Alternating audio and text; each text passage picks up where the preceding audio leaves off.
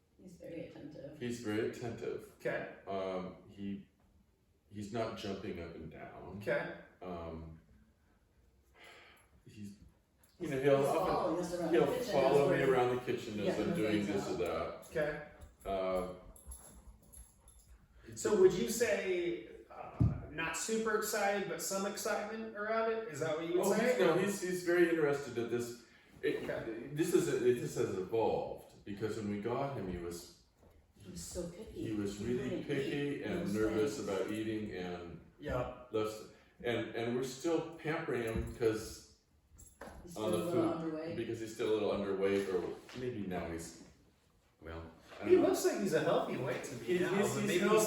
He's healthy now, but so.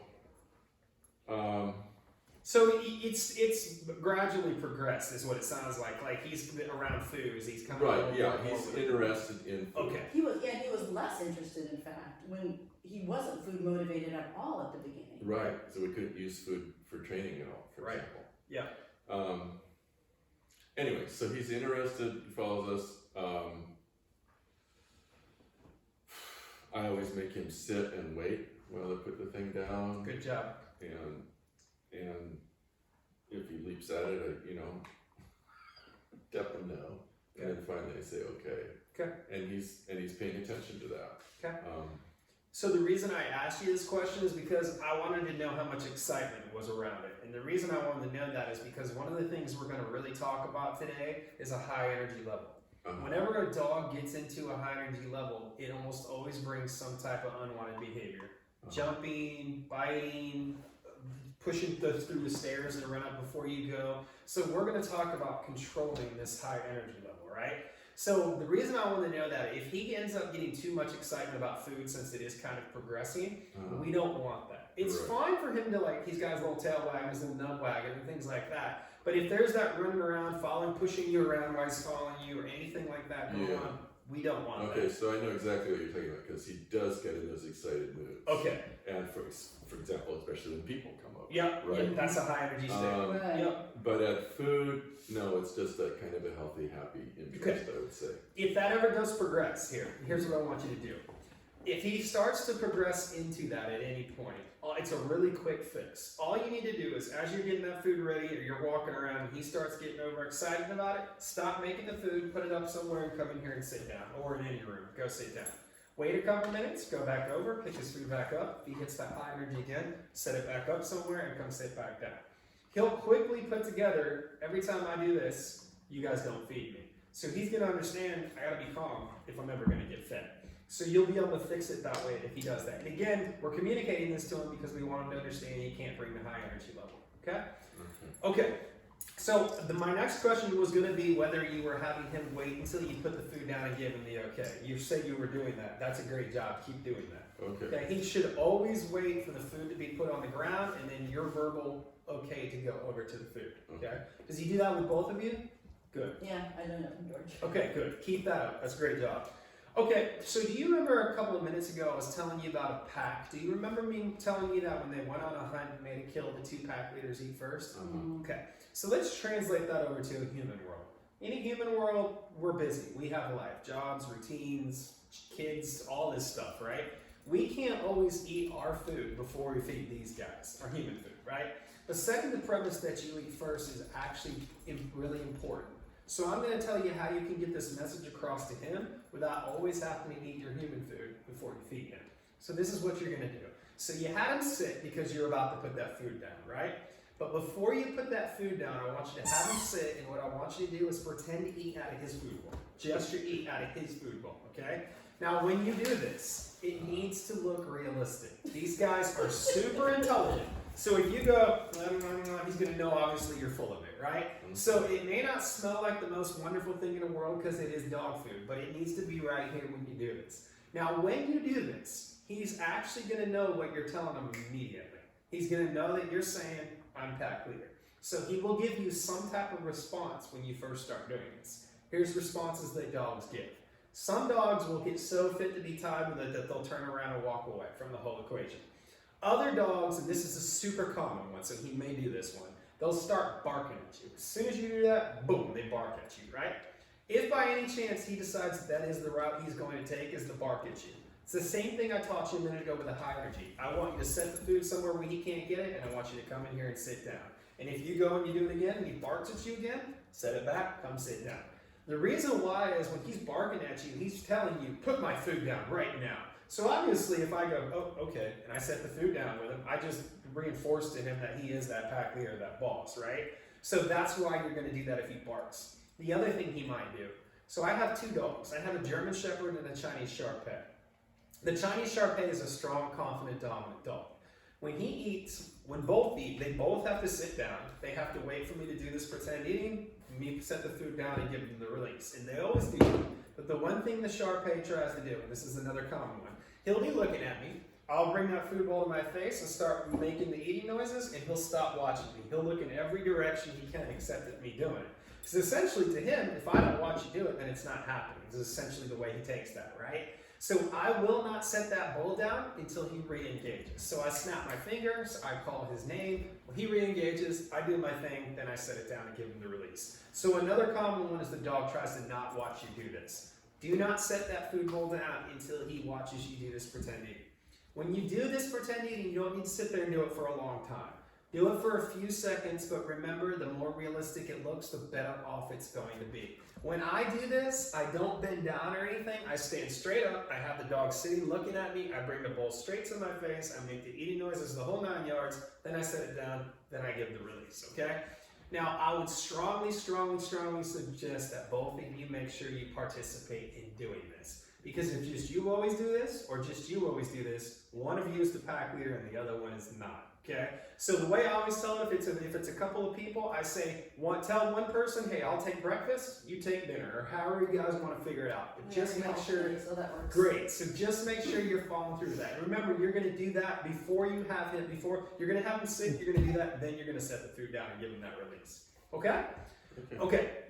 So let's say you did that. Let's say you did your pretend eating, you put it down, and then you gave him the release to come over. And let's say he either did not come over when you first put the food down, or he came over, he ate some of the food, and then he wandered off. He went to go bark at something, play with a toy, whatever the scenario is, he walked away from the food.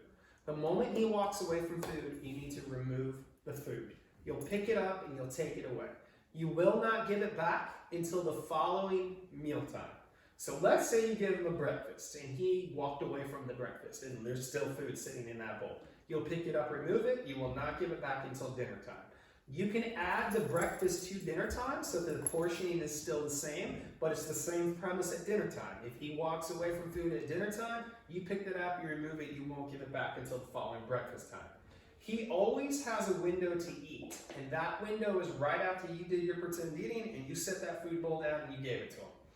So many people allow grazing, and by grazing I mean food stays in the bowl and the dog comes and goes to as please. Almost every home I go into does that, right? It's the biggest mistake you can make, and it's the worst mistake you can make. You never want to leave food down for these guys to come and go to as they please. If this guy wasn't an actual pack, and there had been a kill and it was time for him to eat, and he went over and he picked at it and he was like, I'll come back later, and he wandered off. When he comes back later, he's coming back to nothing. It's a carcass, right? Because that was his window of opportunity and he did not take that window. When you start doing this with him, he's very quickly going to put it together. He's very quickly going to go, that food's not there anymore. I got to eat this food. I go into so many homes that tell me their dog is a super picky eater and they won't eat this or they won't eat that, or I always have to put stuff on top of it and all these things, right? As soon as they implement this, within a few days, sometimes within 24 hours, the dog is eating all of everything that you put down for him in that sitting, right? So that will help you with this whole pickiness towards the food that he's been doing as well. You make sure you follow through. He eats now. Okay, good. He does. Good. He finishes what we give him. Okay, just make sure he does every time. And again, pick it up. Don't give him any more in between time. Now, treats, that's going to be a different equation. We're about to talk about that. Okay. But food-wise, just make sure he always finishes the bowl and then remove it if he does not finish the bowl, okay? Okay, treats. Let's talk about treats. So this includes treats, but I don't mean a little soft treat that you would give him and he'd gobble down right away. What I'm more referring to is rawhides, bully sticks, dental bones, something that would take him a few minutes to chew on, okay? So let's say you gave him one of those, and let's say he took it over there and he's chewing away on it. As long as he's chewing away on it, all good, right? But let's say he chews on that rawhide, that bully stick, that dental bone for a few minutes. He gets tired of it. He drops it on the ground and he wanders off to go do something else. The moment he drops that and wanders off, it's the same thing. You would go over, you would pick it up off the ground, and you would put it up. You can give it back to him later, but it's the same premise again. If he doesn't finish the whole thing, you'll pick it up and you'll remove it. Anything edible, or what he perceives as edible, needs to be controlled. And the reason I say perceived as edible is because an actual bone, he obviously could not eat and digest, but to him that's still food, so that's still a controllable. So if there are any of those things down right now, rawhides, bully stick, dental bones of any sort, when I leave, you'll just want to make sure you pick those up and take them off the ground if he's not currently chewing on them. If you leave the house and you want to leave him with something to chew on while you're gone, one of those things, you can do that. But if you come back home and that's sitting there and he's not currently chewing on it, you'll just walk over and you'll pick it up and take it away. Okay? Anything edible. Water and toys can stay down 24/7. It's just edible or what he perceives as edible that we want to make sure we control. Okay. Okay? Questions on any of that? No, that seems very clear. Okay, great.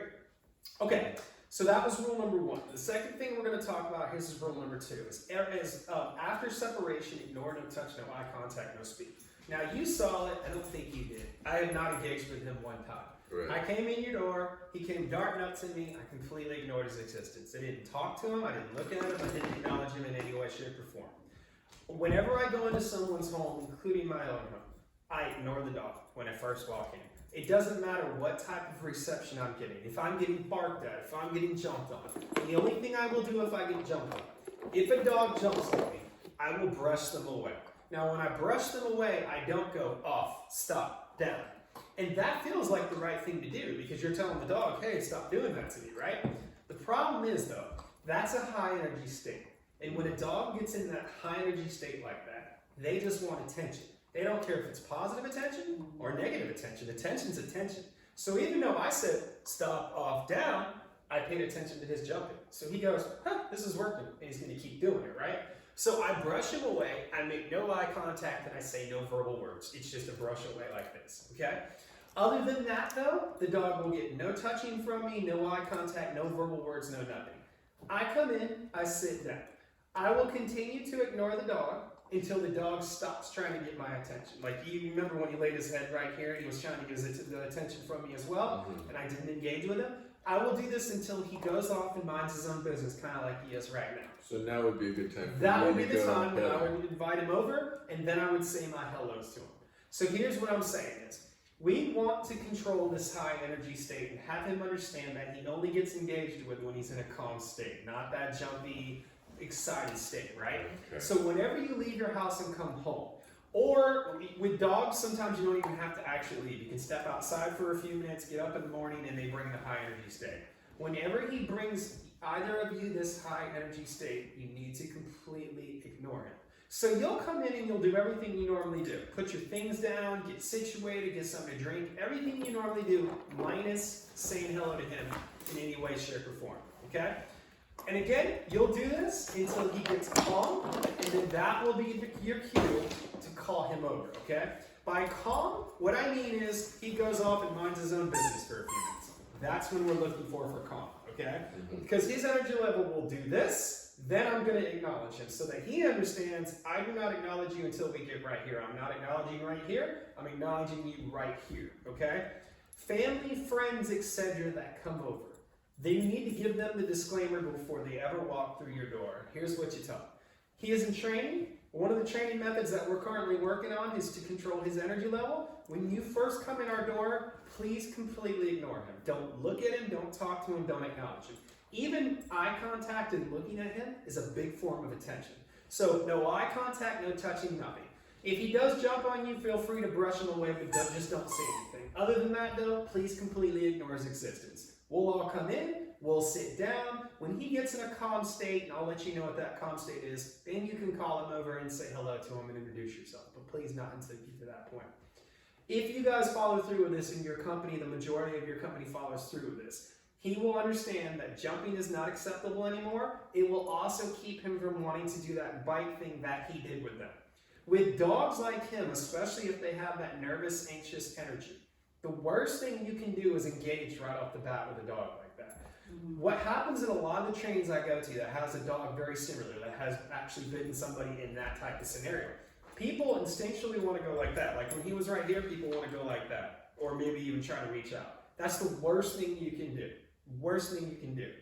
I completely ignore till I get that calm energy, and once he's in that calm energy, there's not going to be nearly as high of a chance of him wanting to do that because now he's calm, okay? The jumping will stop completely. Most people that follow through with this, within 48 hours, the dog stops jumping on people altogether. And the reason why is dogs do things because things work, because things are effective. They don't do things just to do things. And when a dog jumps on you or runs around your feet with excitement, they get one of two outcomes. They either get, oh, hey, how are you? Or the off, stop, down. We talked about how both of those are wins, right? When he starts to understand, you guys walk in, I get nothing. I don't get talked to, I don't get looked at, I get absolutely zero. He goes, there's no point in me doing this anymore. I'm gonna go lay down and wait for somebody to call me over. My two dogs, when I come into my house, my two dogs don't even come to the door. They lay there. I walk in, I put my things down, I get situated, I turn around and say, come on boys, and then they both come over to me, and then I hug on them and I say my hellos to them. They do that for that exact reason. They realize if we rush that door, and we bring all this energy, we're getting ignored. But if we sit here, he's gonna call us over in a second and we're gonna get said hello to. He'll figure out the same exact thing as long as you make sure you're firm with this. Now, if one person doesn't follow this protocol, because there's always that one person that you're going to give the disclaimer to and is probably still going to interact with them, right? It's not going to destroy everything you've done. What you want to make sure is that you fully follow through with this. But that being said, the more people you can get to follow through with this, the better it is, especially with his little tendency to want to get mouthy and do those types of things. So the next time the family comes over, tell them exactly that. Do not pay any attention to it. Don't even look at him. Completely ignore him till we come in, he gets calm, and then I'll let you know, and then you call him over and say hello to him. And maybe he doesn't get calm for an hour. It's going to be the same thing. You're still going to ignore it until he hits that calm. It usually doesn't take nearly that amount. Most dogs get the point fairly quickly. Within like 5 to 10 minutes, they get calm and they go mind their own business, kind of like he did, right? He came over a few times and he realized, this guy's not going to say hi to me, and he kind of went off and did his own thing. That's what he will do with everyone else as well. I can't stress to you the importance of this, especially since he does that little snappy thing. If he just starts getting ignored by everyone that walks through that door, he will stop those tendencies and he will be a much calmer dog, and he won't be jumping on people either or running around people's legs. So just completely ignore until he gets calm. One more thing with this. Let's say you came in and you're doing this. Let's say you came in and you're ignoring like I taught you. And let's say he starts to calm down and he starts to walk off. You still would not want to yet call him over at that point, because this is just starting to happen. So if I call him over, it's going to go boop, and I'm going to be back to square one. So I want him to go off, lay down for a couple of minutes, mind his own business, then I want to give him that invitation. Once you call him over to you, and when he's in a calm state, you can love on him to your heart's desire. Good boys, hugs, all that good stuff, but not until he reaches that calm. I would stay away from any too much excitement and high-pitched and all that kind of stuff, because that's going to make him climb right back up again. But the point I'm trying to make is when you do call him over and he comes to you after he gets calm, you can love on him and hug on him the same way you might have when you first walked in the door originally. Okay? Gotcha. Okay, this is very good. Any questions on that? Yeah, no, you're really hitting on mistakes. Yeah. You don't even want to turn your back. So many people will tell you to do that. You don't even want to turn your back. You're still acknowledging him when you do that. You just literally like that. Like I wished he would have jumped on me because you would have seen me do it. I just literally just brush away. It's like so nonchalant for me now because I'm serious. So it's just like that right there. Now, when we get to rule number 4, we'll talk about what to do if he kept jumping. Like for instance, you brushed him away a couple times, but he kept jumping up. We're going to talk about how to handle that situation. But again, dogs do that because it gets attention. And when he starts to understand he gets no attention, there's not going to be no point for him jumping anymore. Okay? Okay, great. All right, so rule number 3, everything on your terms. Now I'm going to give you a disclaimer about rule number 3. This is going to be the hardest thing I'm going to teach you today. You're going to find out why here in a minute. So he comes over, and what I normally do is I push the dog away. The only reason he did not see me push him away is because I know he has the issues with snapping, and I didn't want to push that limit with him, right? But had he kept invading my space other than that one time, you would have seen me do that with him. And again, when I did that with him, you wouldn't have seen me look at him, and you wouldn't have seen me say, no, stop. You just would have seen me literally push him away like that, okay? So I come in and I do that. I push dogs away. Normally after I push a dog away 2-3 times, they give up. Let's say though I didn't. Let's say when he put his head there, I went like this. I said, hello buddy, or, good boy, something like that, right? If I would have done that, I would have done 2 things completely wrong. The first thing I would have done is he came over and he said, pay attention to me. I said, oh, okay. The second thing is he just invaded my personal space, and I rewarded that with attention. So in his brain, he goes, well, why wouldn't I do that? When I do that, you guys pay attention to me, right? Mm-hmm. So you would have seen me just push him away like we talked about. So let's say I pushed him away a couple of times. He got the point. He goes, okay, this guy's not going to say hi. And he went off and laid down. Then I called him over. He got up, came over to me, and then I petted him and told him, good boy. That's my terms. I initiated that, and I invited that. So if I followed that protocol, now I can pet on him and tell him good boy and give him that love. So here's where I'm trying to go with this. All the love, affection, and attention that you two give to him from here on out needs to be on your terms and no longer his. Which means, whenever you love on him and you pet on him and all these things, you're going to verbally call him by name to you. You're no longer going to pet him when he walks over on his own, okay? You're no longer going to walk around across the room and pet him. You'll always verbally give him that invitation to come to you before you pet him. I think now you probably see why this is going to be the hardest thing that I'm going to teach you today. Because our human brains, every time a dog walks over, we almost instinctually start doing that. Yeah. Sometimes we'll be in the middle of a conversation and stroking away and not even really realize that we're even doing it, right? So this is going to be a tough one at first. Here's what's going to happen though if you guys follow through with this. First thing that will happen is recall will be amazing. The recall when you call them and ask them, no matter what the situation is, no matter what the distraction is. Because what happens is when we pet a dog every time they walk over, which is what most people do, our affection starts to become unvaluable to the dog. They still like it, but it's not valuable because all they do is walk over and they get pet. When we start saying our affection is valuable, so that's how we're going to treat it, which means I'm only going to pet you if I've called you to me. Now it reprograms his brain and it means a lot more to him because now when you call him, he goes, oh, you guys called me. That's when I get my love, affection, and attention. So now he's much more inclined to come to you, even if he's distracted. So it helps greatly with recall. The number 2 thing that I will help with, this attention-seeking thing that he's done since we've been here, where he's bringing toys and shoving them in your lap and pushing his face, all that will completely stop. Because it's just like the jumping when you walk through the door. When he starts to understand, this is what happens to me.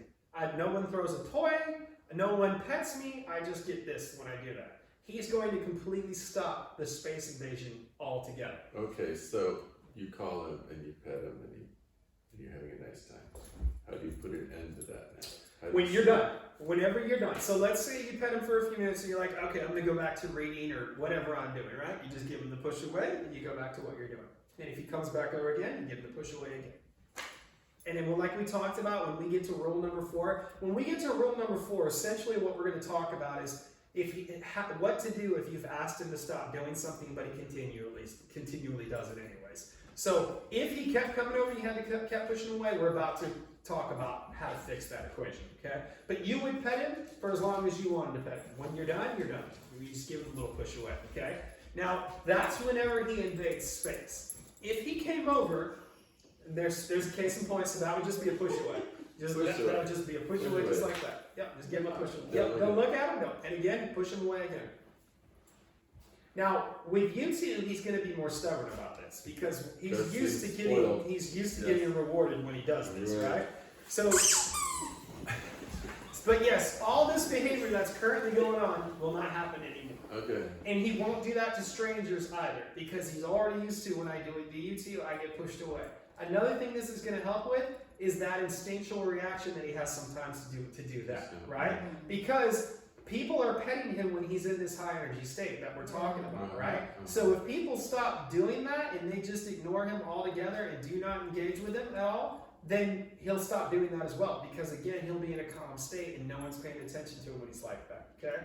So everything on your terms. So this is going to be a hard one. I'm not going to lie. This is going to be a hard one, right? You two are going to have to help each other out with this. Here's what you're going to have to say. If one of you sees the other petting him, the question from that person needs to be, was that your terms or his terms? Your terms, hey, I called him over, he came over, and I petted him. His turns, he came over without an invitation and he got pet, or you walked across the room and you started petting him. That's his turns. Okay? So you're going to have to help each other with that. You will break this rule. There's a 100% guarantee that you're going to break this rule. But try to catch yourself and try to remind yourself that that was his turns and not yours if you do break this rule. Very good. Okay? But it will help you greatly with recall, which is the number one thing you can have with the dog. It'll help you greatly with this space invasion and all that, and it will also help you with that high energy snapping thing that he wants to do sometimes as well. Okay? So one more thing on this.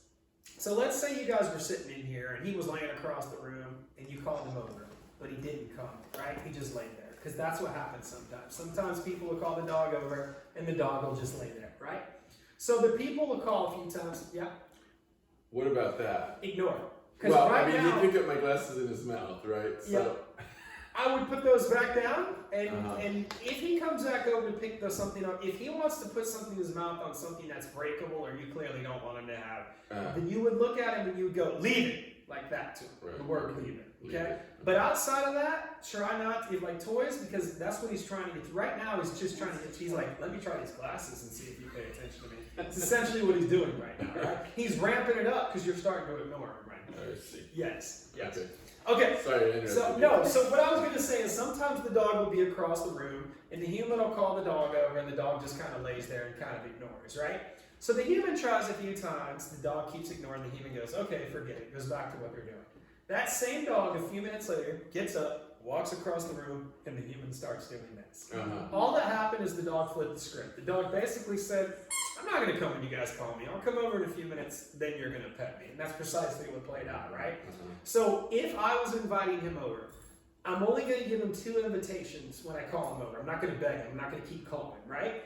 If he comes over in those invitations, then I'm going to pet him and say my hellos to him.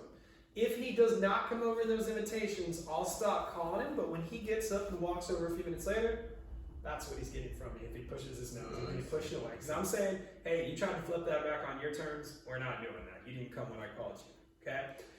What I would start doing with him the next few days is practicing this as much as possible. Calling him over, rewarding with the pets and affection, the good boys, all that good stuff, right? He'll start to get the swing of, when you guys call me, that's when I get my love, affection, and attention. When I do this, I get pushed away. But just be as consistent with it as you can. As I said, you will break this by accident. You will break this by accident, but try to follow through as much as you possibly can and help each other out with it. Same thing with company. And when he does get calm and he goes off and lays down, I would say, if you want to pet him, you can now, but please verbally call him to you before you give him a pet. Okay? Okay. Yeah, very good. I begin to envision a new future. I like it. Yep. Okay, so number 4, we're going to talk about 2 things here. We're going to talk about barking, and then we're going to talk about what to do if you've asked him to stop doing something and he continues to do it, like the glasses, okay? But barking first. So another thing that happens with dogs that find new homes. The first few months they get the dog, I've had so many people tell me this, I have to smile every time. You get the dog and they go, my dog's they're not much of a barker. They don't bark very much. And I go, give it a few months. I come back later on and they're like, hey, they started barking. It's like, I know. So what I'm trying to get at is, even if he doesn't seem like much of a barker now, he probably will progress into being a barker, okay? So with barking, so almost every dog barks. Asking these guys to never bark is like asking us to never talk. That's not realistic. It's one of the ways they communicate, right?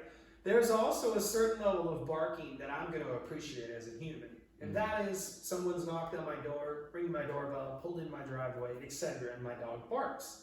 My dog's doing their job in that scenario, so I'm going to appreciate that.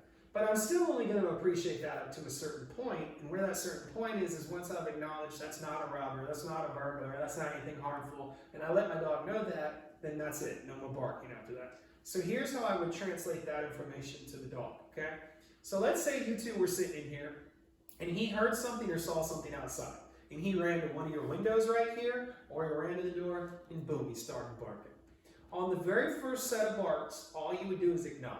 So you would acknowledge like this. Thank you. Hey, it's okay. Thank you. We're good. Something like that. Okay? Now let's say he barked a second time, though, after you did that. On the second bark, one of you will get up and walk over to wherever he's barking. Once you get there, you'll look in the same direction that you see him actively barking in. When you look in that direction, you will then turn back to him and let him know that it's safe. That's not anything harmful. So I'll give you an example. Let's say he was at that window. I walked over. I looked. I then would go, hey, it's okay. We're safe. Thank you, buddy. We got it. We're good. Thank you. Just like that. Okay? So here's what's played out. He saw something or heard something, and he alerted. And you two said, hey, thank you, but we're all right. We're good. Thanks, right? He said, nope, somebody needs to check this out. So you said, okay. You got up. You looked. Nothing harmful. We're safe. Thank you, bud. We appreciate that, but we're good.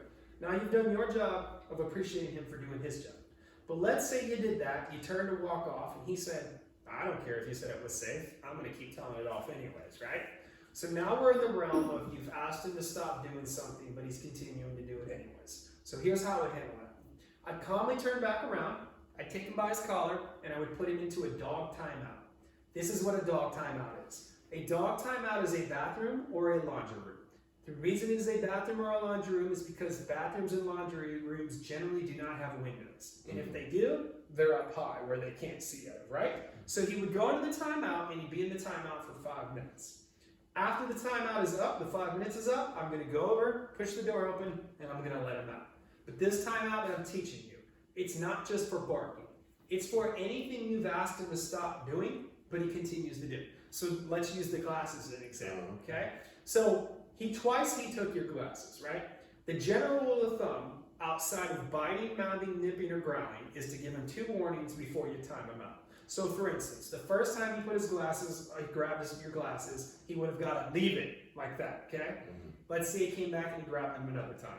I'm going to give him another leave it. If he came back and then grabbed it a 3rd time, I'm going to put him into this 5-minute timeout that we're talking about. With jumping, I don't want you to push him away any more than twice from here on out, especially since you said he likes to jump on you. If you brush him away twice, like I just taught you, and he jumps on you a 3rd time, don't brush him away again. Take him and put him into this timeout. This timeout is literally for anything that you've asked him to stop doing and he continues to do. The timeout, I can't even stress to you how effective the timeout is. It's one of the most effective things I've ever seen. The dogs, it really resonates with these guys, like big time. Here's what happens with them. They get into this timeout, the door's shut, so they're separated from you, and they're in a smaller space, and they go, well, this stinks. This isn't fun. I don't want to be in here, right? So for the progress from there goes, the dog gets in there, and he goes, why did you put me in here? Well, why am I in here? The next step is, they go, well, wait a minute. You guys asked me to stop doing X, Y, or Z, and I didn't, and you stuck me in here. So then the dog goes, what if I stop? When you tell me to stop. You sure the dog has that much cognition? So this whole thing, so you just took exactly what I was about to say. So humans think that would take these guys forever to put that together. Yeah. The most dogs, especially the smart ones, within 24 hours put timeout together. How to avoid timeout and how to not end up in timeout. And that's simply by just stopping when you tell them to stop. Most dogs figure it out in 24 hours. The ones that aren't as bright, 48 hours. Every dog figures it out though. Timeout and how to avoid it, okay? So with this timeout, as I was telling you, it's anything you've asked them to stop doing. With biting, mouthing, nipping, growling, snapping, etc. Those are more serious offenses than him grabbing your glasses or him jumping on something, okay? So with that, that's gonna be a one and done.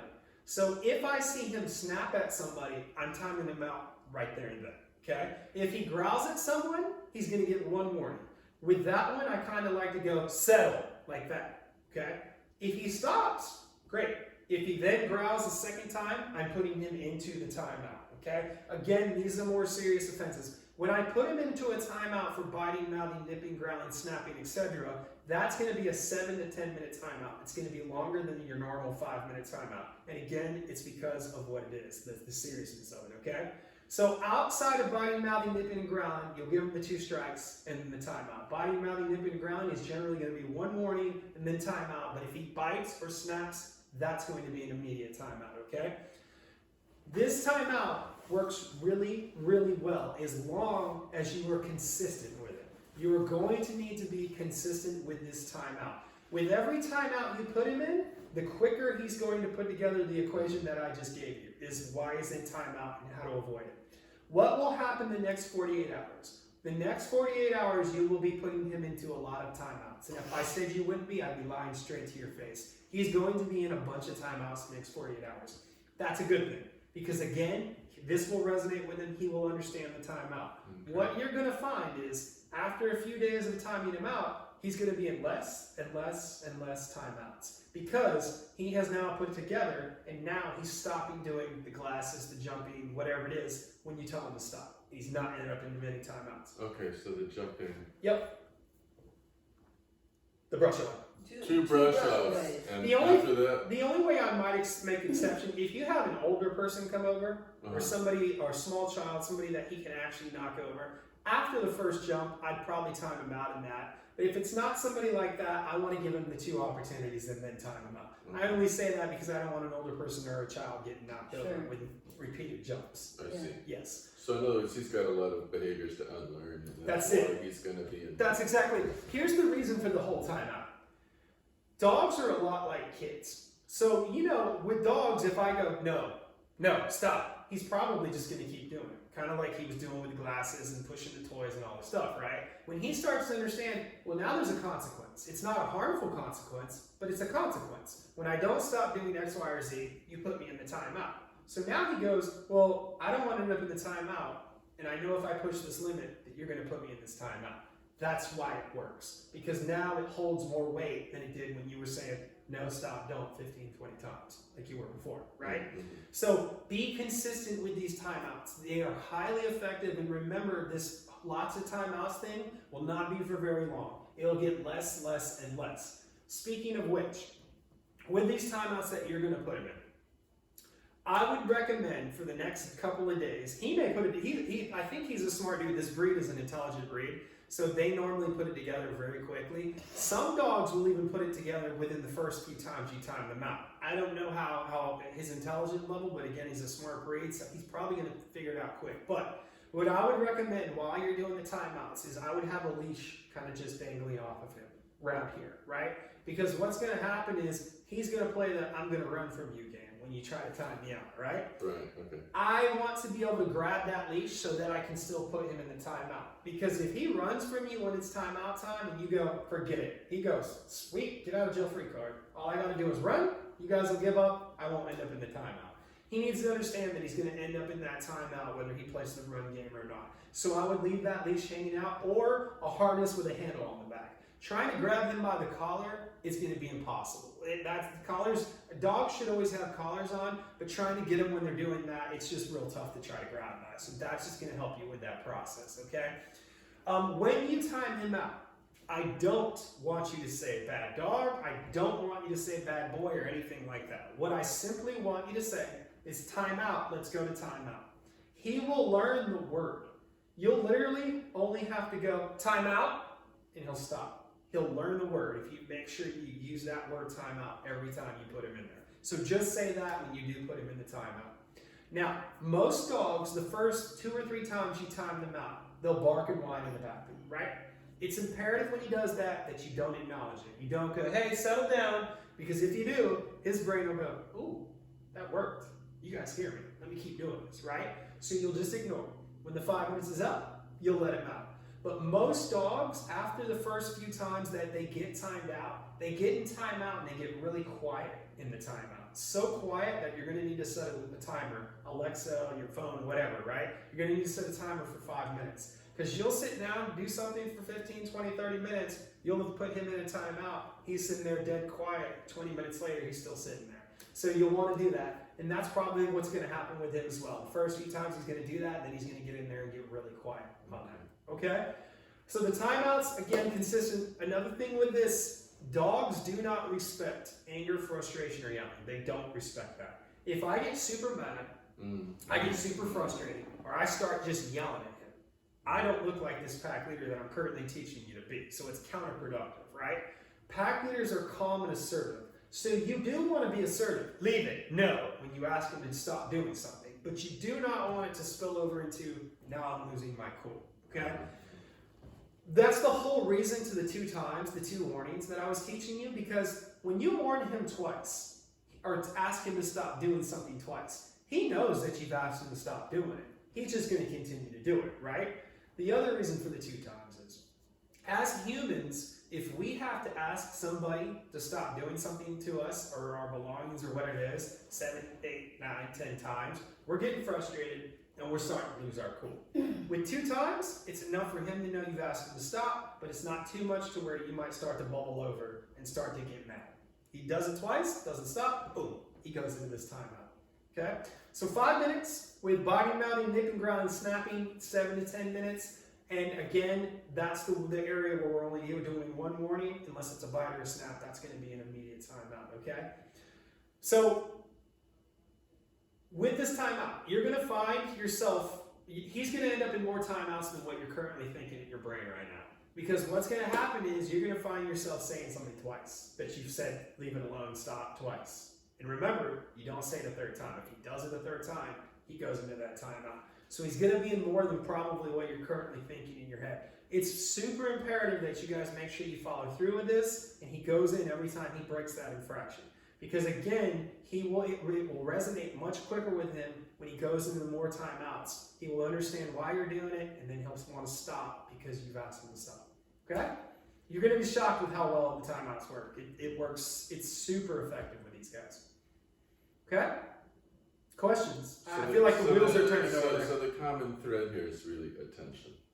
That's correct. Right. Yes. Yep. Like case in point was when you started doing the ignore thing, he went to your glasses. He's that smart because he knew your glasses were going to make you pay attention to him, right? But if he would have grabbed the toy, he would have just sat there like that. But he's like, if I grab those, you're for sure going to pay attention to me, right? So it was intentional. It was absolutely intentional, right? So that's why you gave him those 2 warnings, and then you would have put him into a timeout. Wherever your restroom is, you would have put him into a timeout at that point. Okay? Very good. Any other questions on that? With one more thing with the barking thing. So the whole thing I taught you with the thank you, it's okay, and then going and looking, letting him know that you're good, that's only if he's barking at something outside to alert you. If by any chance he's barking to get attention, looking at you barking, whatever the scenario is, we're not thanking that because that bark we're not appreciative, right? So if he barked at me, which I don't know whether he does or not, but if he barked at me to get attention, I would have completely ignored his first bark. I would have looked, acknowledged in any way, shape, or form. Because some dogs will bark at you once or twice, not get a reaction, and go, oh, okay. But if he then would have barked at me again after I ignored him, then I would have acknowledged by settle down, calm down. Like that, okay? If he barked at me a 3rd time though, I would have then put him into the timeout. Okay? So, but the thank yous and all that is if he's alerting you to something outside. Because again, we want him to do his job and we want to be appreciative of him doing his job. What about the barking at the cat? So let's cover the cats. I'm glad you brought the cats up. So here's the thing with the cats. They're members of this family and they're part of the pack, just like he is, right? So he needs to treat them with the respect that he should be held up to treat anybody else in the pack with. So here's what needs to start happening. If he runs after a cat, or barks at a cat, or growls at a cat, whatever, you immediately need to step in and let him know that's not okay. So I'll show you how we do it. So let's say one of the cats was over here, he caught eye of the cat, and he started to want to go after the cat. I would walk over it, and he would get a firm, leave it, and I would point in the opposite direction of the cat. Okay, cat's over here. If he does not listen to me, and he keeps going after the cat, or barking at the cat, I'm going to take him and I'm going to put him into the timeout that we keep talking about right there in the moment, okay? The other thing with the cats, so most people that have this conflict of dog-cat conflict do the same thing you guys are doing. They either keep the cats off in one room or they keep the dog off in one room to where they never see each other. I totally get why you do it because you're trying to have your cats not die, right? But here's the problem with that. The dogs, when that happens, the dog gets super fixated on the cat. Because now on the other side of this door, there's this creature that I'm super curious about that I really want to inspect and find out about. It starts to get like obsessed to a certain degree, right? So now when they finally do get to see this creature, oh my God, they're like, they're all up on it and all that kind of stuff, which freaks the cat. Yeah, that's where we are.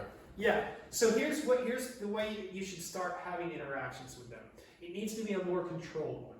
So here's what I would do. Every day that you can, as often as possible. What I would do is, I would either put a cat in a cat carrier, or if you feel like you can hold a cat without the cat scratching you or biting you, I would bring the cat in the room and I'd have the dog on the leash. Okay? The first week or so that I do this, I'm not actually going to have them connect with noses or anything. I'm going to have one over here and I'm going to have one over here. And we'll do this for 5-10 minutes, right?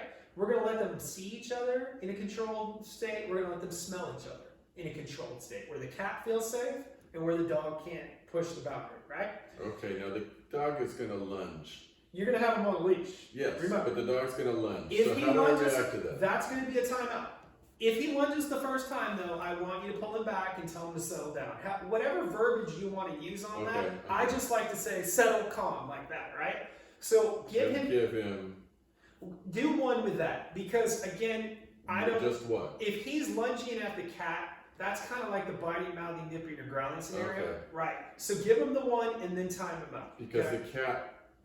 What I would do, The what I cat will would do, freak out on the sure, first lunge. that's so- what I'm saying. Maybe a carrier the first time he Okay. gets. But here's what I would do though. Let's say he lunged and you did time him out. Give him another chance when he comes back out though. Don't put the cat up and say, all right, we're done, right? Give him one more chance, because a lot of times they'll go in there and learn the lessons right off the bat. He may go in there and go, you put me in there because I lunged. And he might come back out and not lunge at the cat. That's why we want to give him that second chance to find out with that or not, okay? But if it continuously happens, shut it down for that day and just go to the next day. So you'll do that for about a week where we're doing it at a safe distance. If it starts to go swimmingly, where he's not lunging and they're kind of just looking at each other, then I would start moving in like this, okay? Do this every day until you feel like you can move closer and closer to the point to where maybe you can let them touch noses. But what I'm trying to get at, it's going to need to be a gradual, controlled introduction with each other. Not the cat runs, dog runs, that type of scenario, okay? And time him out if he does chase or lunge or anything like that at the cats. If he chases, like let's say when the cat's got in by accident or he wasn't put up or whatever, because that's going to happen sometimes, right? Yeah. If he chases, I'm timing him out right away in that scenario. Okay. Yep. No warning at all. Just- No. Maybe we can wait a couple days to start the cat thing. In other words, therapy. get a little control with Yeah, with the if you timeout. want to, because I come back in 2 weeks. If you want to do that the first time I'm here, when I come back the second time, we could do it that way too. It's up to you guys. I don't know if you want to wait that long to start doing that, but if you No, I want think to, I would like to try to work on some okay. Yeah. cat Right. introduction. Even so, let's say maybe you don't even end up in the same room. Maybe whoever has the cat is like over here holding the cat. Yeah, I think Maybe you'll have to whoever has start the at dog- least that far away because the cats are already so freaked out at this Then point. that's where I would start. If you gotta start this far away and the other one's over there, then do that. But you just hold there, dog's there, they look at each Okay, other. so remind me. So he's gonna lunge. So the very first lunge, I give him a When he settle. lunges, I want you to pull him and say settle or calm, whatever you want to say. I want you to say it firm. Remember, we want Okay. firm when we say it. Okay. If he stops and he doesn't lunge anymore, you can say good boy to him. I left that part out. When you guys do ask him to stop doing X, Y, Z, and he does, I want you to tell him good boy. Because we want him to understand that's what we're looking for. Good job. Okay? So if he does, good boy. But if he then does it a second time, then we'll put him in the That's the time. timeout. Okay. Yes. Yep. And let me just back up a little bit. Okay, Yep. so I know I'm throwing a lot of stuff at you. yeah. Well, I want to understand the logistics. Okay, Yep. so suppose we've got this scenario where maybe I've got the cat in the kitchen and George has the dog in the TV room. Would you? So did you say we should? I want them to visually see each other. Yeah, they Okay. see each other. I want them Right. to So visually see each other. would you bring the dog into where the cat is? What I would honestly do is I would just start back there with whoever's got the cat. And even maybe you're sitting down here on the couch and you got the dog by the Okay, leash, uh-huh. like that. Yep. And we want it to be as calm as it can. We don't want Right. like everybody standing there High and there's just energy. nervousness and energy. You sit down on the couch and have him and just don't move any further. Just have them see each other and kind of smell each other and call it a day and move on to the next day. And then, like I said, if it's going, you move closer and closer. That's the best way he'll never get past this thing if you continue to do the thing you're doing with the cats, Yeah. which is what most people do, but he'll never move past it. Right. I'm sort of encouraged about this because the cats have started to become more Coming back assertive in, about, yeah. hey, we want to come in. Yeah, hey, we were here first, man. Yeah. So we should have opportunity. Yep. Okay. So just be consistent with these timeouts. They will make a big difference, and it's not forever. What I tell people is it's a short-term inconvenience to set you up for the long term. What I mean is, so the next 48 hours, you're going to be inconvenienced. Is it inconvenient to put him in and out of timeouts? It is. Again, I'm not going to lie to you, right? But let's say you do it for the next 48 hours. He now puts it together and knows, hey, this is time out. If I cross that boundary, I go in there. Now you have a dog that listens and doesn't do X, Y, or Z, right? Or you say, I'm not doing that for 48 hours, too much of a pain in the butt, and have him continue some behaviors that he's currently having. So it's a short-term inconvenience to set you up for the long term. Okay? And remember, they'll get less and less and less, the timeouts will. Okay, Very good. all good on that one? All right, so the final thing we're going to talk about is leash walking. So the same way I asked you about excitement level when you go to feed him, I want to know excitement level if the leash comes out in the harness or whatever equipment you guys do. Very excited. Okay. Yeah, that's what I think. He'll grab it with his mouth. Okay. He'll run around. Yeah. We'll have to sit still for us to. I figured that was going to be the answer. Yes. Okay. So we do not want that either, because again, high energy state, right? And the other thing about this, when you get a dog in that high energy state before a walk, it spills over into the walk. Yeah. So people will go, who wants to go on a walk? And the dog will lose its mind. They'll put the leash on and the dog will pull them through the whole neighborhood. And they go, why'd that happen? It's because you just took a dog in a high energy state on a walk, right? So here's how you're going to translate to him that is not acceptable anymore either, right? So the first time you practice this with him, take 20 or 30 minutes. You're not always going to need 20 or 30 minutes. It's just the first time you practice it with him. What you're going to do is you're going to pull all that stuff out. He's going to lose his mind. You're going to put everything away, and you're going to go back to whatever it is you were doing. 5 minutes later, you're going to do the whole thing all over again. Pull out the leash, all this. He loses his mind. Put everything away. Go back to what you were doing. Here's what you're going to find. Do we say anything to him? Nope. Just put it out. Walk away. Here's what you're going to find.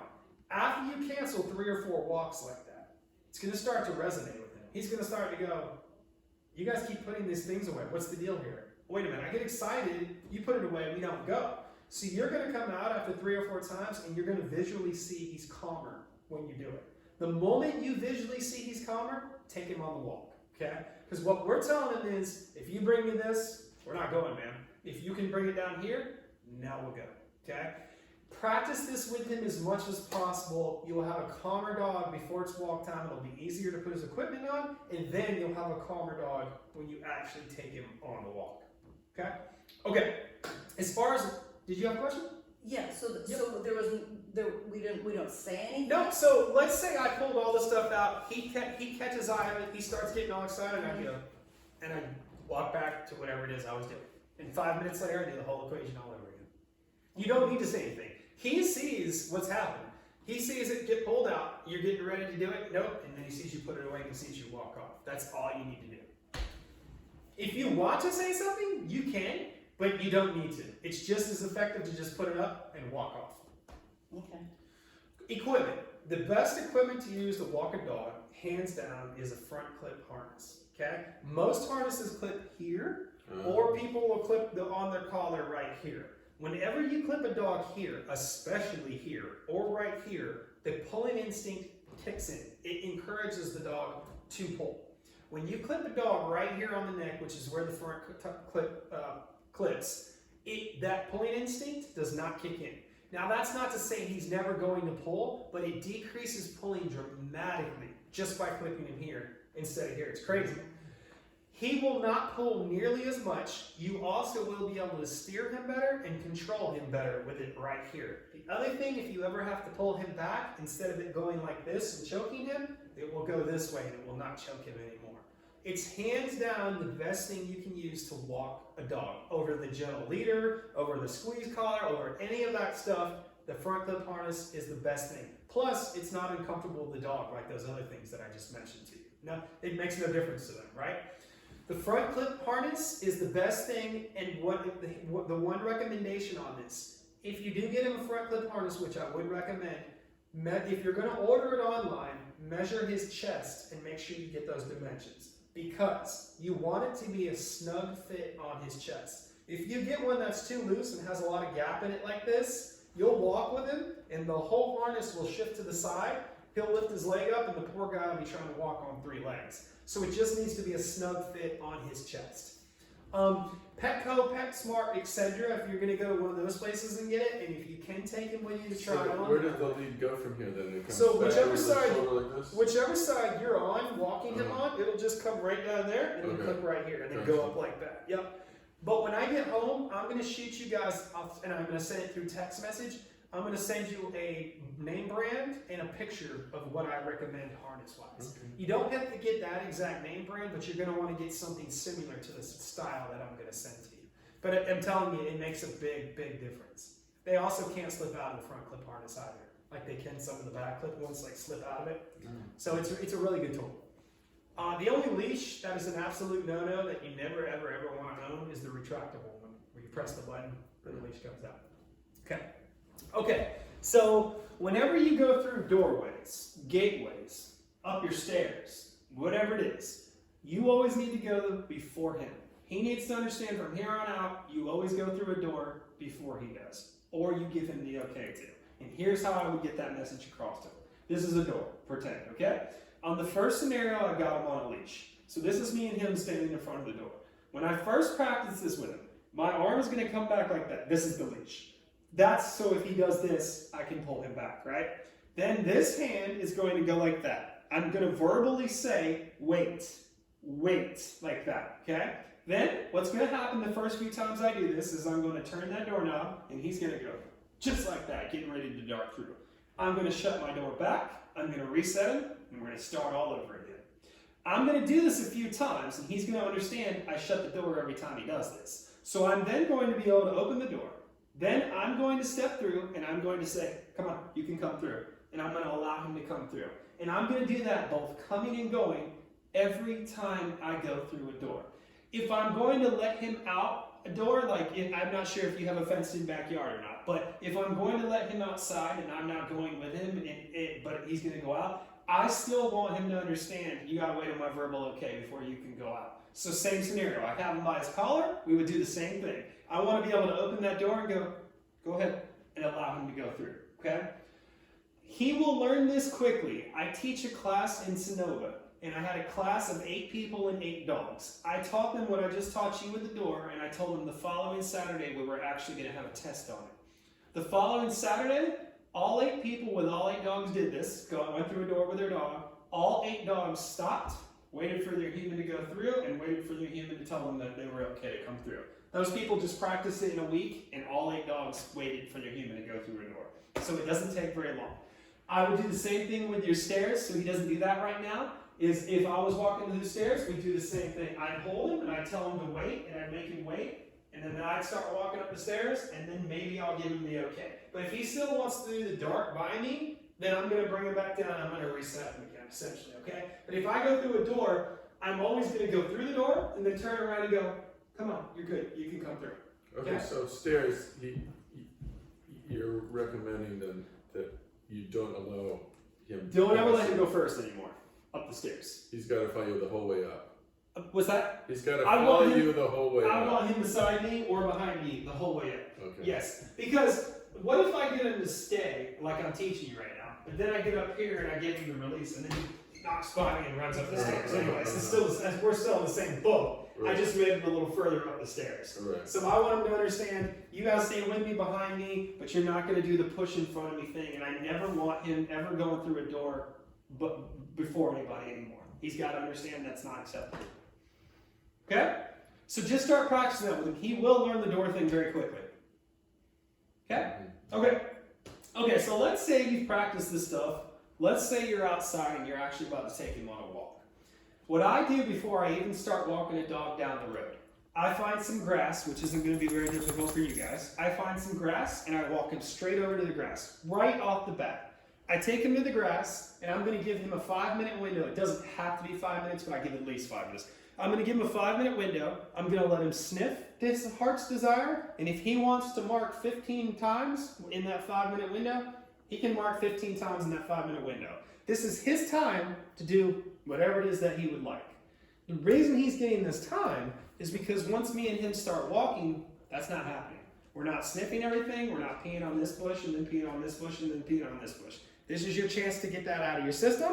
Later on down the road, I'm going to give you another 5-minute window, but it's going to be up to me, not him, okay? So let's say the 5 minutes is up. Here's how I hold the leash. So I walk dogs on my right-hand side because I'm more comfortable with dogs on my right-hand side. But it does not matter which side you want to walk him on. You can have him on either side. But whatever side you start walking him on, he needs to stay on that side. So he can't pull a transfer over and now halfway on the walk, I'm walking him on the other side, okay? So I got him on my right. Here's how I hold the leash. So the loop part of the leash, you know how the end has a loop on it? That would be in this hand. This hand would then choke up on the leash, so it would look like this the way I'm holding it, okay? Where this hand is choking up on the leash, it's gonna leave about that much length from where I've got a clip to him to where this hand is cutting it off. So he's on a short leash. He's gonna stay on a short leash the whole walk with the exception of those 5-minute windows that I give him, okay? So the reason why I hold the leash like that is a few reasons. The first reason is the obvious reason. It keeps him right beside me where he should be. He should never be out in front. He should always be beside me like that. The second reason, that short leash will also help keep his head up and off the ground and paying attention to the walk. And the final reason is, when I hold it like this, it leaves a space from where he's standing to where I'm standing. And that space is intentional. The reason why is a lot of people will hold the leash in this one hand and the dog will start walking so close beside them, the dog starts cutting in front of the human or starts cutting behind the human. When I hold it like that and we have that space, it cuts down on that opportunity for that dog. The dog basically has to walk a lot farther to cut in front of me or behind me when I do it like that. Okay, so we're going to talk about pulling, we're going to talk about excessive sniffing and or marking, and then we're going to talk about leash reactivity. So pulling first. So let's say me and him are walking and he goes out far enough and now he's far enough and that short leash is now taut and now the pulling has begun, okay? On the very first pull, I'm going to give the leash 2 tugs, not like jerks, but tugs. When I give it the 2 tugs, I'm going to say, wait, wait, just like that. Now when I do that, most dogs will stop and they'll drop back beside me, which is exactly what I'm looking for when I give that correction. But let's say, for the sake of the training, he didn't listen to that one. Let's say I did that and he kept on pulling anyways. On the second pull, I would stop walking, I would then reach out and pull him back beside me. When I get him beside me, I'm going to give him a minute to calm down, because when a dog is pulling, they're in this high energy state we keep talking about, right? So I pull him back, settle down, calm down, give him a minute. When he gets calm, he'll do one of 2 things. He'll either just stand there and he won't be trying to move ahead, he'll just stand there, or a lot of times the dog will sit down beside me. Either one of those is the dog saying, hey, I'm calm, I'm ready to go. Then I'll start walking, and then he can start walking. But I'm not going to let him go, and then I go. It's always going to be me go, and then he starts going, okay? So with 95% of the dogs that I walk, I don't have to do any more except those 2 corrections. But every now and then I get super, super, super stubborn dogs. So again, for the sake of the training, let's say he's that dog, okay? So let's say I started walking and he came out and he pulled a 3rd time, right off the bat. On the 3rd pull, I would step out. As I step out, I'm going to be turning in. So he's up here because he's pulling. So I'm going to step out, I'm going to turn directly in front of his head. So much so that I want my leg to turn his head. So here's his head. I'm going to turn us around. We're going to walk the opposite way a few feet. I'm going to turn back in front of his head again, and then I'm going to restart our walk. So essentially what I said to him without verbally saying anything is, I'm taking control of this walk. I'm going to cut you off, I'm going to refocus us, and then I'm going to restart the walk. The other thing with turning in front of him, whenever you do turn around when you're taking him on a walk, try to turn in front of his head. Because when you do that, you keep control. I'll show you what I mean. I'm going to do the opposite. So let's say he went out, he's pulling, and I went like this. I just gave him control. Because now I'm grabbing the leash and I'm saying, come on. And I'm trying to get us turned around. But if I go like that, and I turn in front of his head, I always keep that control. He will also get so in unison with you that you turn in front of his head that you'll start to go like that, and he'll actually turn with you at the same time. That's what my 2 do. When I start to do this, we all turn in unison together because they know I always turn in front of their head. Okay? Okay. Excessive sniffing and marking. So the biggest mistake people make when they have a dog that's an excessive sniffer or a marker, right, is they'll be walking their dog down the road, and their dog will pull over to the grass to either sniff or mark. The human will follow him over to the grass. Hey, come on, stop, let's go. A little ways down, dog pulls over, human goes, stop, come on, let's go. And that's kind of how that just keeps playing out, right? So with me, outside of those windows of opportunity that I was telling you guys about that I give for sniffing and peeing and doing all that stuff, that's not going to happen with me, right? So I'm never going to stop walking with the excessive sniffer and or marker. I'm going to never stop walking, and every time that dog cuts over to the grass to either sniff or mark, I'm going to pull them right back as they start to pull over, and I'm going to use the word leave it. So it would look like this. he's going to be doing this. Leave it, leave it, leave it. I'm going to keep trucking. I'm not going to stop. I'm not going to follow him over the grass. And I'm going to pull him over, and I'm going to use that word, leave it. What will happen is he'll give up. He'll essentially just throw in the towel. Because every time he tries to go off, he gets pulled back, and you say leave it, and you keep walking. And after a little ways of doing that, he's going to stop, and the next thing you know, he's just going to be walking beside you. He's going to no longer be trying to pee on this bush, and that bush, and then that one. All this stuff I'm showing you right now as far as the leash stuff goes, when I come back for the second training, you'll see me do it all. You'll see me do it with him. You'll get to see me all the stuff I'm teaching you right now. Because some people are more visual with it when I'm actually doing it with the dog. Okay, so the final thing we're going to talk about is leash reactivity. I have no idea if he has leash reactivity, but let's cover it anyways just in case he ever does. So there's two types of leash reactivity. There's aggressive leash reactivity and there's overexcited leash reactivity. This is the aggressive. You and your dog who has the leash reactivity are walking down the road and you look up and you see a human and a dog. Sometimes it's just a human. Your dog catches sight of them and this is the aggressive one. The aggressive one catches sight of them, starts barking and pulling towards them, which I'm sure you've seen dogs do, right? The overexcited one is I'm walking with my dog. Here comes a human and a dog. My dog sees that, gets super excited because they want to go say hi. So they start pulling over and trying to get over to them, right?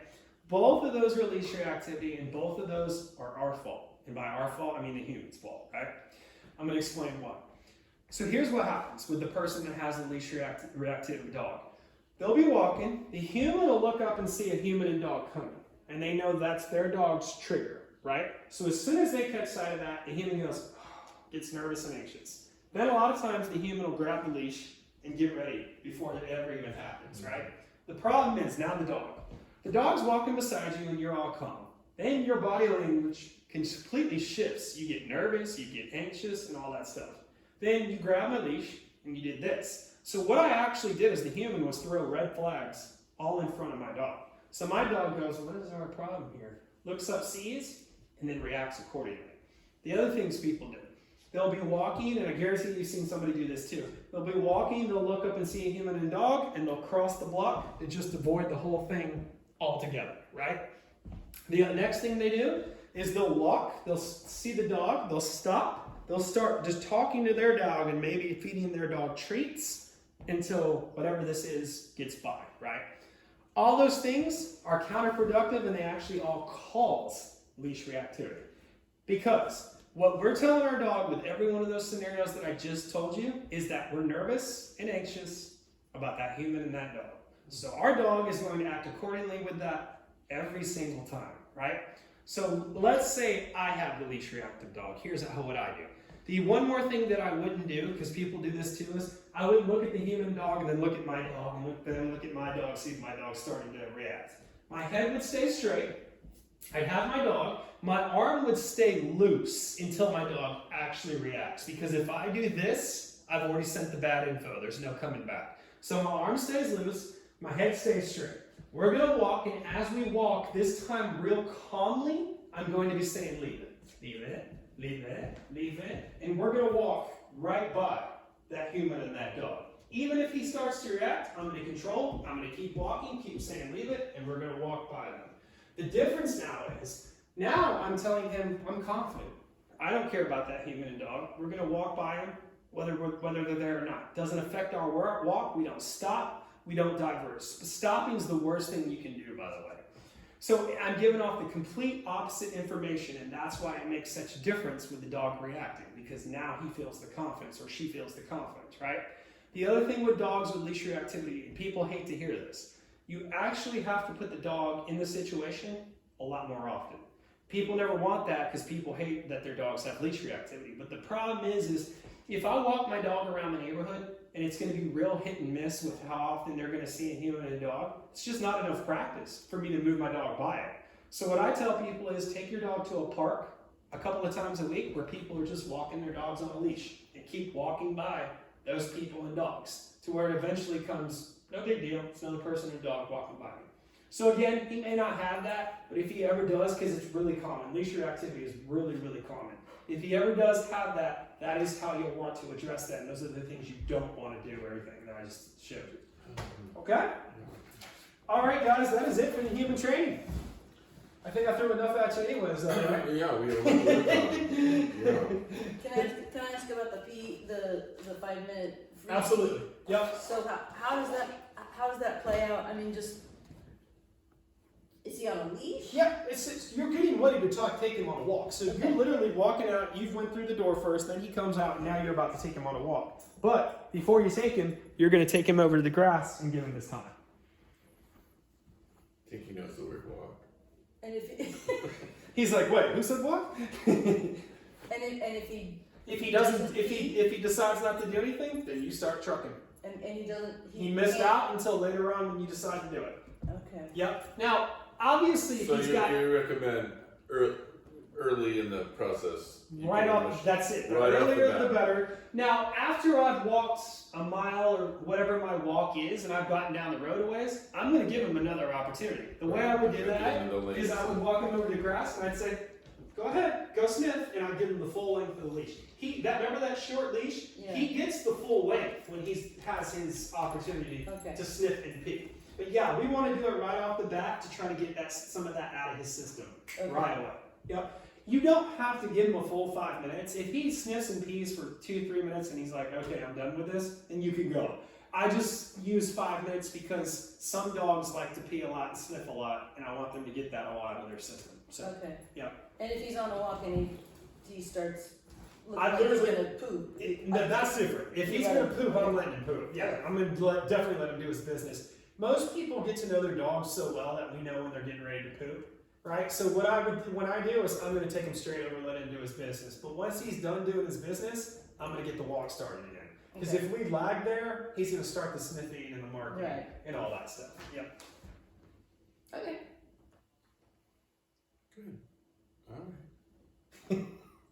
All right. All right. Okay, a little adventure coming up. Yep. I lost my little sheet. Did I?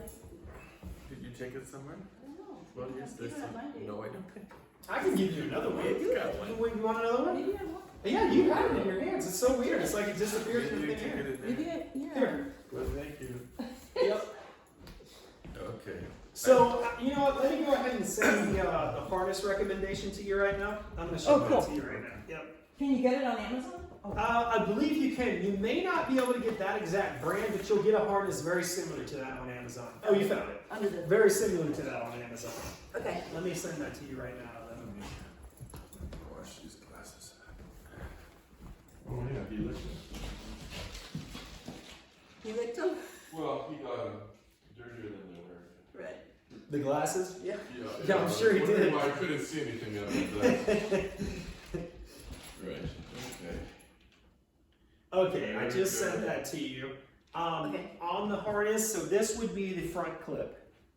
That's the front clip. Okay. So most of the new harnesses are now coming with a front clip and a back clip, but pretend like the back clip does not exist. Never put him on that. Always that front clip right there, and it's always going to be right here on his neck. Okay, front clip. Oh, very good. All right, guys. I'm also going to check in a few days. So after 3 or 4 days, I'm just going to shoot you a text, and I'm just going to ask you how you guys are doing, how it's going, all that good stuff. Feel free to give me the feedback. If there's any questions, though, because we went over a lot of stuff, if there's any questions between now and 3 or 4 days from now, don't wait for me to reach out. Feel free to reach out and say, what do we do with this situation, or what happens with this? Because that's what you're going to find. Things are going to come up that you forgot to ask me about, and you're not going to know fully what to do. So feel free. Text is best for me just because I'm in and out of trainings because I do this full time. But if it's complex and you don't want to write a book, just say, hey, give me a call when you get a chance, and I will. I'm good at communicating, so. Cool. Very good. Okay? Very good. Cool. And then we're gonna meet back up and. Yes, we should go ahead and set that. Let me just put this in here and I'll pull up my calendar. Remind me days and times that are good for you guys and aren't good for you guys. Well, our biggest conflict is that we're gonna be out of town from the 25th to the 30th, which is. Okay. I think that's probably right around where 2 weeks is, so. It doesn't have to. We want it to be no less than 2 weeks, but it can be more than 2 weeks. Okay. Yeah. So let me look here. We're on. I just broke the rule. Oh, you pet him? I petted him. Yeah. That's good. There you go. See, it's already happening. You're the 25th to the 30th, right? Yep. Okay, so Yeah, so maybe shortly thereafter. Sure. what if we said Tuesday the 5th? That's yeah, that's fine. That will be the following week after you guys get back. Sure. Okay. Or I have So what Monday, day of the week is it? Monday the 4th as well. Which would be better, Monday the 4th or Tuesday And the that, 5th? and yeah, I think that's Labor Day. That is Labor Day. Not that I just don't know. Yeah, maybe not the holiday. So Tuesday? Yeah, that's That's fine by me. Okay. That sounds good. So we'll have a little bit longer to work. You will. You'll have a little bit longer to work Hopefully on we'll it. make more Yeah, progress. which means you shouldn't be doing this anymore by the time That's I come it. back. You guys, what time you want to say on that? Could be a little earlier. 10 o'clock? How long will go? I would say that's probably going to be an hour and a half, somewhere in that vicinity. I'm just, I'm supposed to work pretty much like between 9:30 and 11:30, and then like 1:30 to 3:30. So if it could be, well, Wait, you're 9:30 to 11:30, and then you go back 1:30 to 3:30. Is that what I'm understanding? for the most part, yeah, it's not great for me to be off for like an hour and a half during that Sure, time, work sure, time, sure. but, is 11:30 noon. yeah. You want to do 11:30? Does that work? That's fine. Yeah, that'd be great. Yep. Great. Okay. Tuesday 11:30. Okay. Let me write it on a little calendar. 11:30. And then as far as payment goes, were you just going to Venmo the remainder? Is that how you were going to do it? Mm-hmm. Okay, so $325 is what's left because you did the $100 deposit already. Okay, When I had forgotten what the You- whole. It's $425 total. That covers both the trains. The remainder will be due today, and you've already paid me $100. So Okay, that would so be I'm gonna Venmo you $325. $325 today. That's correct. Yep. Okay. And when I come back, you'll owe me nothing because we've already squared up. Okay. And I've got you down for the 5th at 11:30. Cool. Sounds good. Thank All you. right, guys. Yep. Let me know if you need anything. Okay. All right. Thank you. so much. All right, guys. Very good. The dog will rat you out if you haven't been following the rules too. Yeah, by the way. very well. He'll be doing all the stuff he was doing before. It's and I'm gonna gonna kill us. All right. Thank Bye, you. guys. Stay. Okay, we have a lot of work to do. Wow. I'm gonna need to have just reminders all over.